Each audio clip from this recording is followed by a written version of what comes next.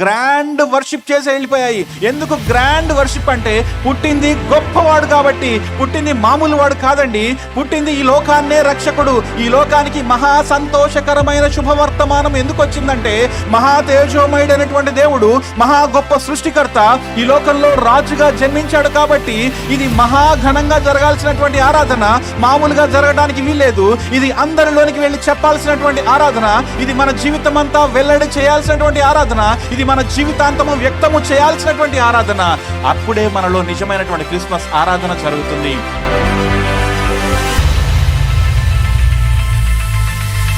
Christmas నెల అంటే ఒక చిన్న పిల్లవాడిని క్రిస్మస్ అంటే ఏంటి అని అడిగితే వాడికి కేక్స్ ఇష్టం కాబట్టి క్రిస్మస్ కేకులు అంటాడు.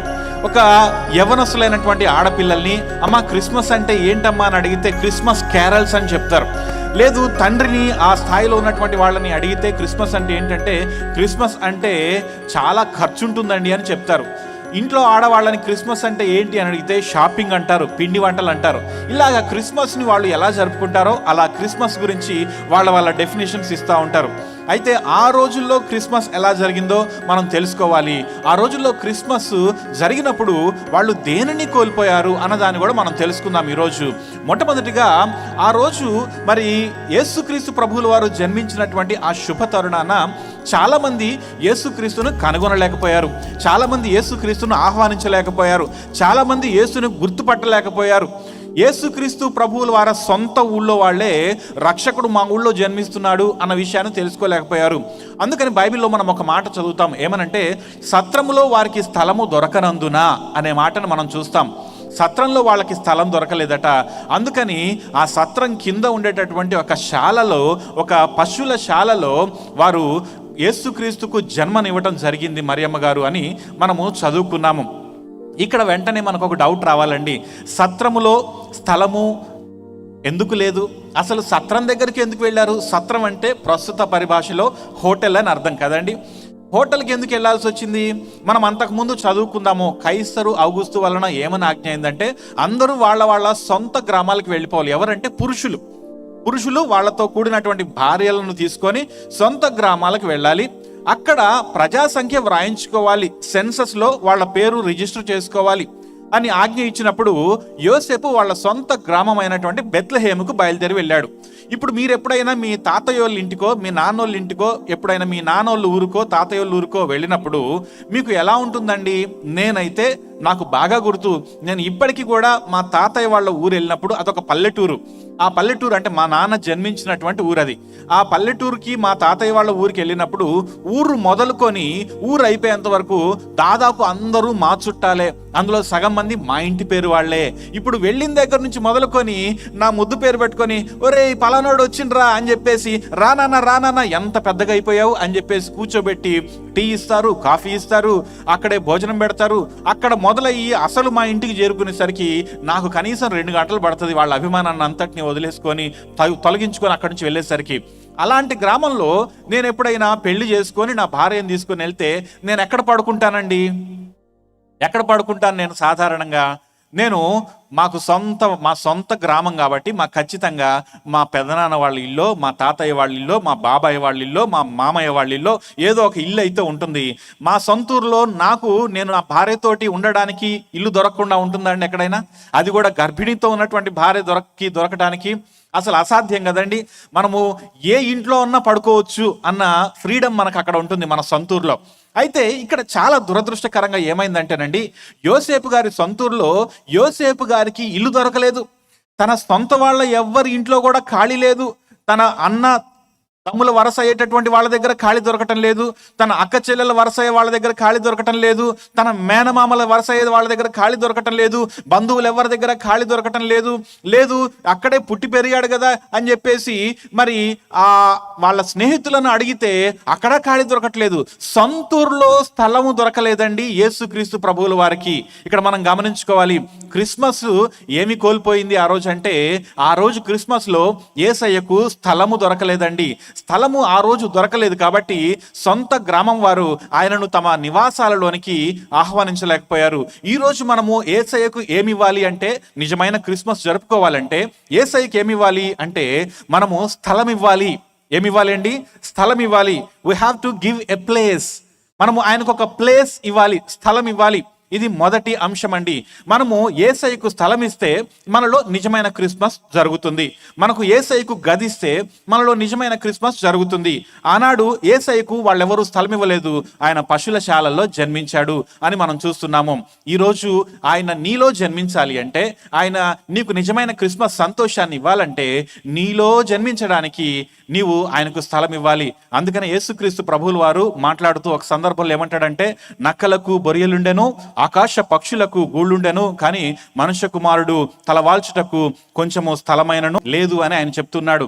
నక్కలకు బొరియాలుండే, ఆకాశ పక్షులకు గూళ్ళుండెను, నక్కలకు బొరియాలుండే, ఆకాశ పక్షులకు గూళ్ళుండేను, ఒక్కింత స్థలమైనను మన విభుని కెక్కాడ లేకుండేను, రాజులకు రాజైనాయి మన విభుని పూజ చేయుటకు రండి. చూడండి, నక్కలకు బొరియలు ఉన్నాయి, ఆకాశ పక్షులకు గూళ్ళు ఉన్నాయి, కానీ ఈ సర్వాన్ని సృజించినటువంటి ఆ సృష్టి ఎవరి మూలంగా అయితే కలిగిందో ఆ సృష్టికర్తకు మాత్రము స్థలము లేదు అని దేవుని వాక్యం సెలవిస్తుంది.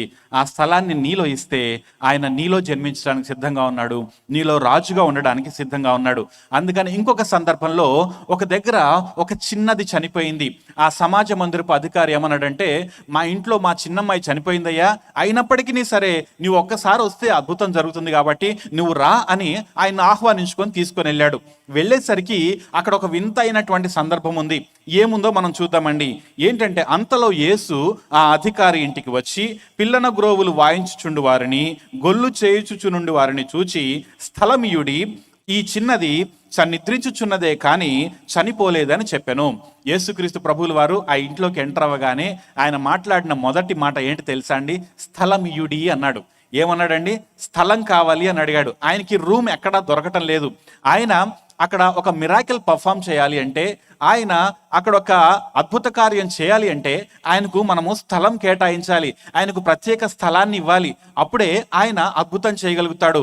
ఇక్కడ వెళ్ళేసరికి ఇక్కడ ఒక ఆసక్తికరమైన విషయం మనం గమనించాలి.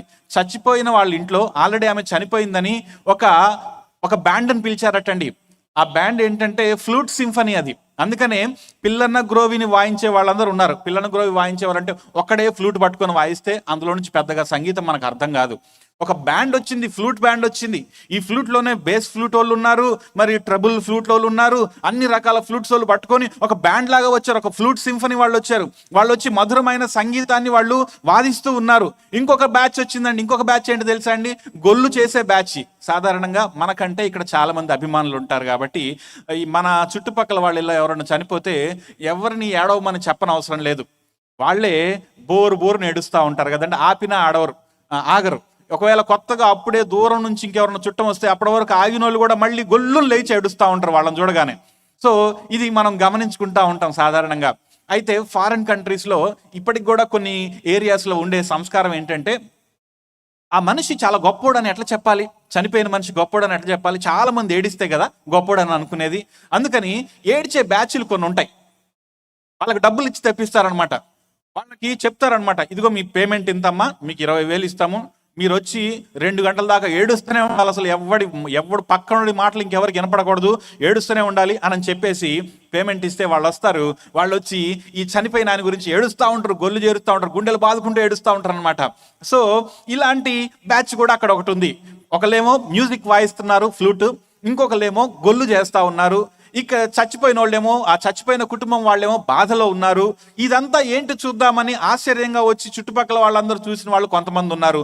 వీళ్ళందరి మధ్యలోనికి యేసుక్రీస్తు వచ్చి ఏమని అడుగుతున్నాడంటే, నాకు స్థలం ఇవ్వండి అని అడుగుతున్నాడు. చూడండి, ఆయన పుట్టినప్పుడు ఆయనకి స్థలం దొరకలేదు, ఆయన వాక్యం చెప్తూ ఉన్నప్పుడు ఆయనకి స్థలం దొరకలేదు, ఆఖరికి ఆయన అద్భుతం చేయాలని వచ్చినప్పుడు కూడా ఆయనకి స్థలం ఇవ్వడం లేదు. అందుకని ఆయన ఏం అడుగుతున్నాడంటే, నాకు స్థలం ఇయుడి అని అడుగుతున్నాడండి.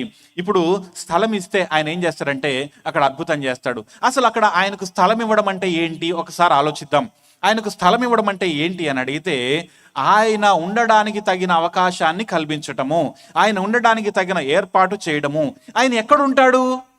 ఆయన ఎక్కడుంటాడు అంటే మనందరికీ బాగా తెలిసినటువంటి ఒక వచనం ఉంది. ఏంటి తెలుసా అండి?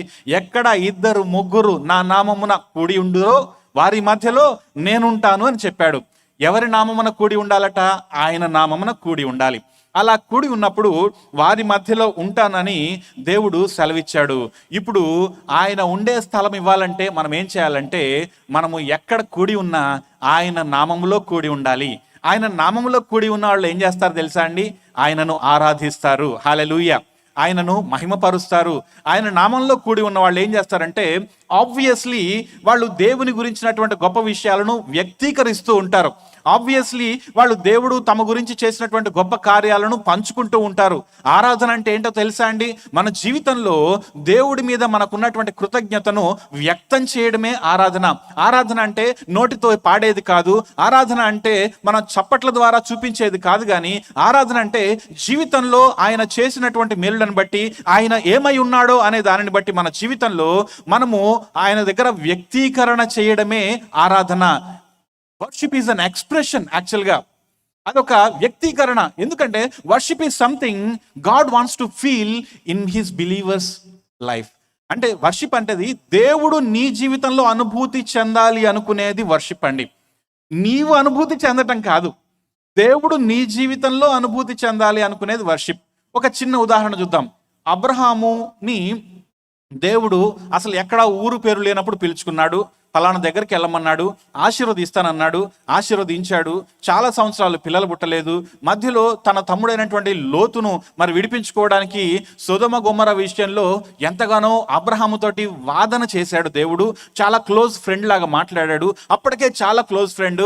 అబ్రహాము ఎంత గొప్పడో దేవుడికి తెలుసు. ఇదంతా అయిపోయిన తర్వాత అబ్రహాముకి పిల్లలు లేకుండా బాధపడుతున్నాడని అబ్రహాముకి మరి పిల్లల్ని కలిగించాడు.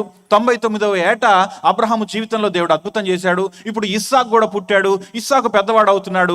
ఇన్ని రోజులు దేవుడు అబ్రహాముతోటి సహవాసం చేసి ఇప్పుడు ఏం చేస్తున్నాడంటే, ఈ సంగతులు జరిగిన తర్వాత దేవుడు అబ్రహామును పరిశోధించినని వ్రాయబడి ఉంది.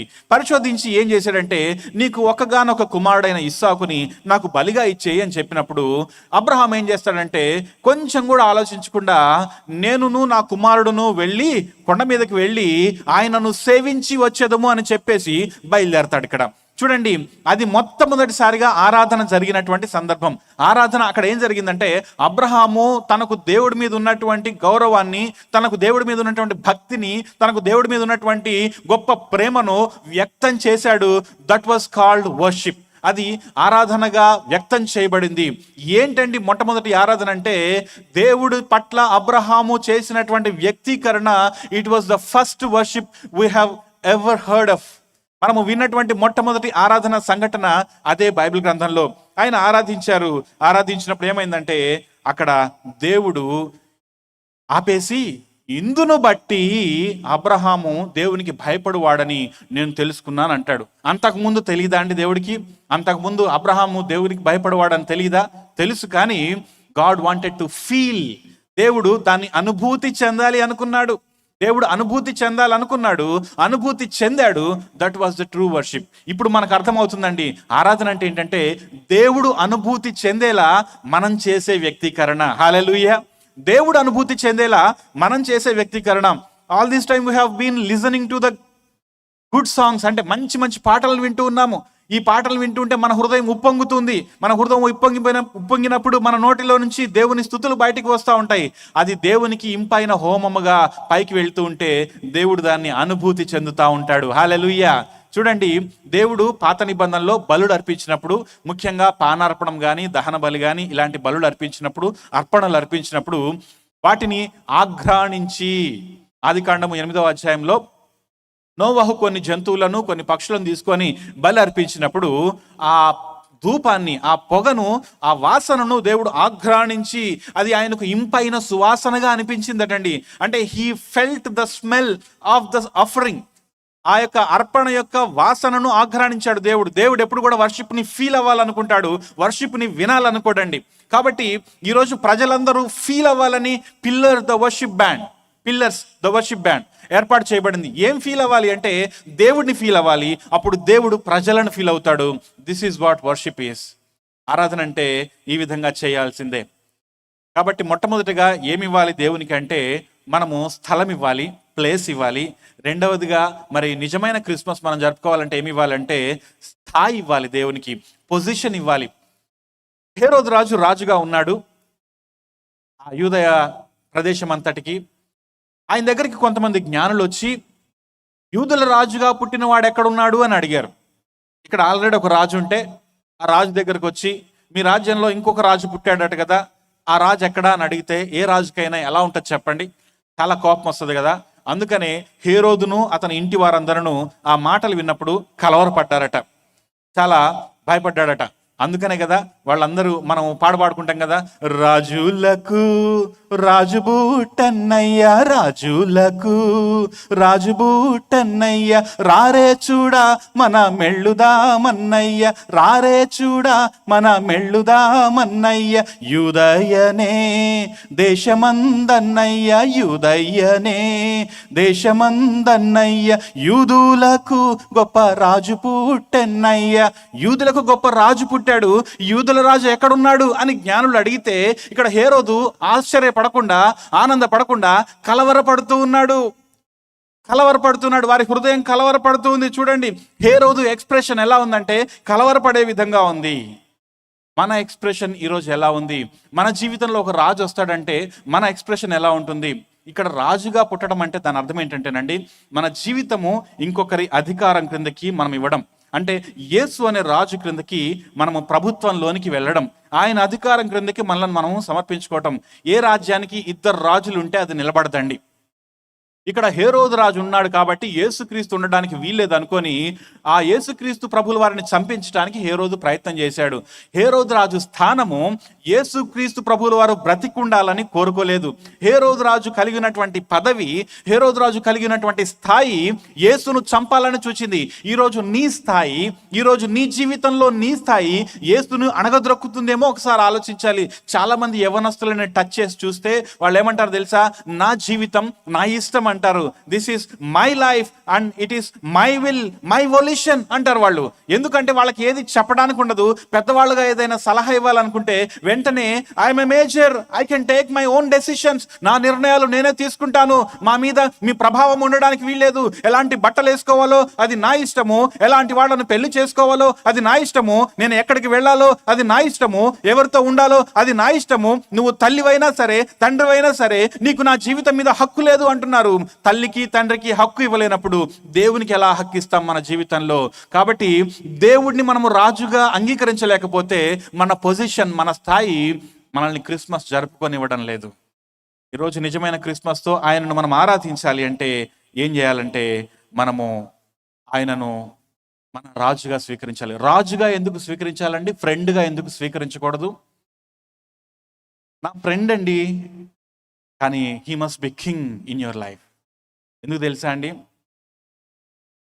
ఆయన ఘనత వహించినటువంటి సృష్టికర్త. మన జీవితంలో నేను కేవలం స్నేహితుడిగా చూస్తానంటే కుదరదు. అందుకనే వర్షిప్ అన్నది, ప్రైజ్ అన్నది ఎప్పుడు కూడా గ్రాండ్యూర్గా ఉంటుంది, అంటే గ్రాండ్గా ఘనంగా ఉంటుంది. చాలామంది ఏం చేస్తారంటే ప్రైజ్ అనే మాటను రహస్యంగా చేయడానికి ఉపయోగిస్తూ ఉంటారు. అంటే నేను మనసులోనే దేవుడిని స్తుతించానండి, నేను మనసులోనే దేవుడిని గణపరిచాను. మనసులో గణపరిచేది ఏంటండి? మనసులో గణపరిస్తే ఏం ప్రయోజనం? ఘనపరచడం అంటేనే ఘనం చేయడం, గొప్ప చేయటం. ప్రైజ్, స్తుతి అంటేనే అందరికి తెలిసేలా చేయటం. మనసులో స్తుతి చేసేదేంటి? మీరు ఎప్పుడైనా ఆలోచించారా? మనసులో స్తుతి చేసేది ఏమన్నా అర్థం ఉందా అండి? అసలు మనసులో స్తుతి చేస్తున్నావు అంటే నువ్వు అబద్ధం ఆడుతున్నట్టు నువ్వు అనుకుంటున్నావు. కానీ ఎప్పుడైతే నీ నోరు తెరుస్తావో, ఎప్పుడైతే నీ శరీరాన్ని ఉపయోగించి వ్యక్తం చేయటం మొదలు పెడతావో, ఎప్పుడైతే నీవు నీ జీవితంలో నీ యొక్క ఆ కృతజ్ఞతను చూపించడం మొదలు పెడతావో, దట్ బికమ్స్ ట్రూ ప్రైజ్. ఘనంగా ఆయన్ని ఘనపరచాలి, గొప్పగా ఆయనను స్తుతించాలి. ఎందుకు వర్షిప్ అంటే గొప్పది? ఇంతమంది గిటార్ ప్లేయర్స్ నుంచి ఉన్నారు ఇందాక స్టేజ్ మీద, మంచి సౌండ్ సిస్టము, శ్రావ్యమైన సంగీతం. ఒక గిటార్ ప్లేయర్ చాలడా? ఒక గిటార్ ప్లేయరు, ఒక డ్రమ్మరు, ఒక కీబోర్డ్ సరిపోదా అండి? ఎందుకు ఇంత grand? Worship must be grand always. Hallelujah, hallelujah. ఎందుకు తెలుసా అండి, యేసుక్రీస్తు పుట్టినప్పుడు దూత కనపడి, ఇదిగో అమ్మ, దావీదు పుట్టడం మందు మీ కొరకు రక్షకుడు ఉదయించున్నాడు, మీరు వెళ్ళండి చూడండి అని చెప్పినప్పుడు ఆ నెక్స్ట్ ఏమైంది చెప్పండి? దేవదూతల సైన్య సమూహము చేరి పాట పాడింది. దేవదూతల సర్వ సైన్య సమూహం వచ్చింది. ఒక్కరు చెప్పి పాట పాడొచ్చు కదండి, ఒక్కరు సోలో సాంగ్ పాడి వెళ్ళిపోవచ్చు కదా, ఒక్కరు మామూలుగా పాట పాడి వెళ్ళిపోవచ్చు. ఒక్క దేవదూత చెప్తే కుదరదా?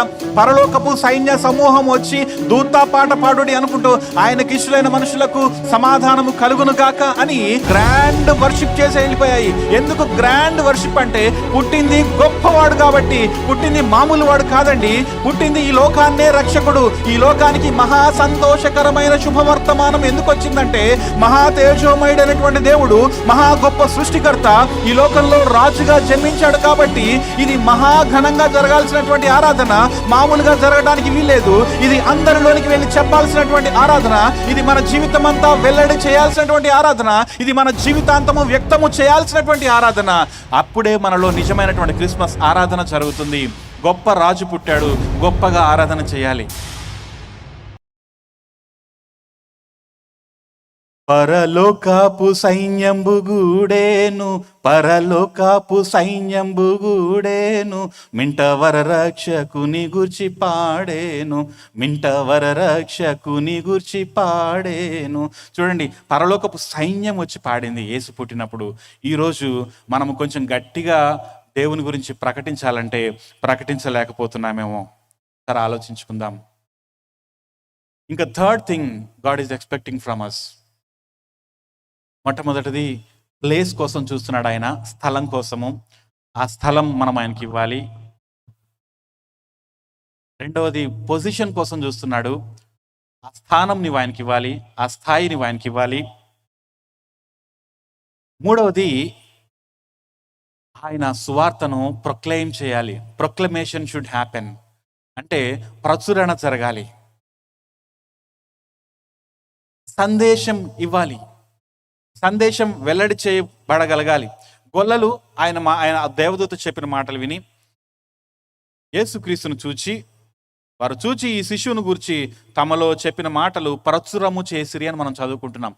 They started explaining the things to the people. They started proclaiming the things to the people.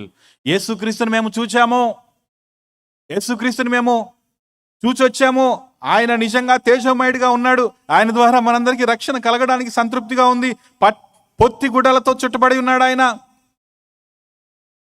ఎలాంటి పొత్తి గుడ్డలతో చుట్టబడి ఉన్నాడు తెలుసా? అచ్చం పస్కా బలి పశువు కొరకు మేము ఇన్ని రోజులు పెంచుతున్నటువంటి గొర్రె పిల్ల ఏ విధంగానైతే పొత్తి గుడ్డలతో చుట్టబడుతుందో అలాగే చుట్టబడి ఉంది. ఏ మత్స, ఏ డాగు, ఏ కపటము, ఏ చిన్న చీరిక కూడా లేకుండా సరిగ్గా పస్కా మరి వధ కొరకు సిద్ధం చేయబడినటువంటి గొర్రె పిల్లగా ఆయన జన్మించాడు. ఆ గొర్రె పిల్లను కనుగొన్నటువంటి గొర్రెల కాపరులం మేము, కాబట్టి అందరూ వచ్చి ఆ రక్షకుడిని చూడండి అని చెప్తూ ఉన్నారు. వాళ్ళు తమ్ముడిని పిలుస్తున్నారు, అన్నని పిలుస్తున్నారు. వాళ్ళందరూ కూడా దేవుని యొక్క మాటలను ప్రచురం చేస్తూ ఉన్నారు. అందరికీ చెప్తున్నారు, తమ్ముడు, అన్నయ్య, యేసు పుట్టాడు, యేసు ఈ లోకంలో జన్మించాడు, ఆయన పుట్టడం ద్వారా మనందరికీ విమోచన లభిస్తుంది అని చెప్తూ ఉన్నారు.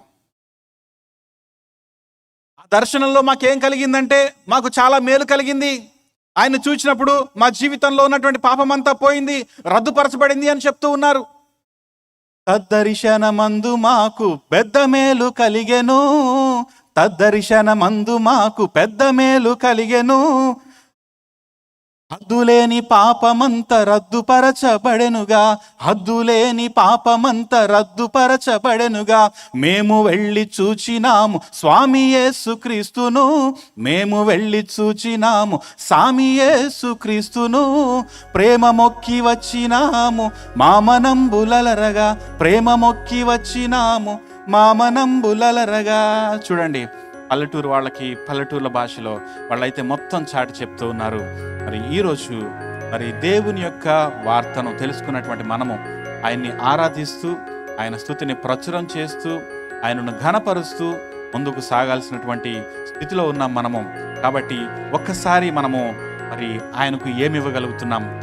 What are we missing in our worship? మన వర్షిప్లో మనం ఆయనకు స్థలం ఇవ్వడం లేకపోతున్నాము, మనము ఆయనకు స్థాయి ఇవ్వలేకపోతున్నాము, ఆయనను రాజుగా పెట్టి మనం పూజించలేకపోతున్నాము, అదేవిధంగా ఆయన స్తుతిని మనం ప్రచురం చేయలేకపోతున్నాము. ఈ మూడింటిని గమనించుకొని మనము ఈ మూడింటిని చేయగలిగితే నిజమైన క్రిస్మస్ ఆరాధన మనం చేయగలుగుతాము.